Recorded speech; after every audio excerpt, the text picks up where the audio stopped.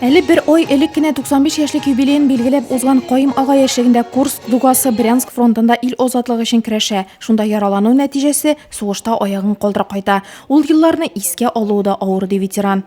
Җиңүнең 75 еллыгын хәзер бик зур уңышлар белән көтәргә инде безгә. Бик сагынып алабыз аны. Безгә бик авырга килде бит ул елларны каршы алырга. Хәзер Аллага шөкер тормышлар уңайланды.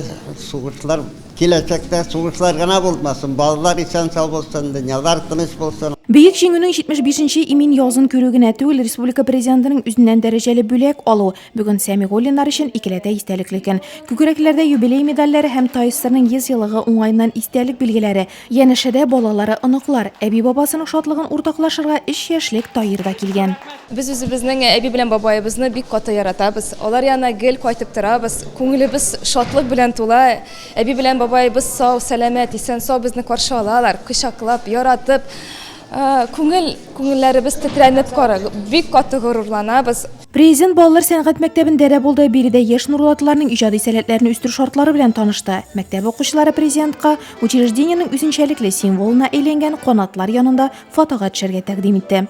Приглашаем мы вас почувствовать себя окрыленными! Республика җитәкчелеге ярдәме белән капиталь ремонттан соң мәктәп узган елны ачылды. Биредә бүген 800-дән артык бала сәнгати белем ала. Заманча ремонт, сыйфатлы җиһазлар, укучылар яраткан мәктәпләренең шулай үзгәрүе өчен Рөстәм Миңнехановка рәхмәт белдерде. Татарстанның вуз һәм бердәм икәнлеген күрсәтә. Рәхим итеп алыгыз.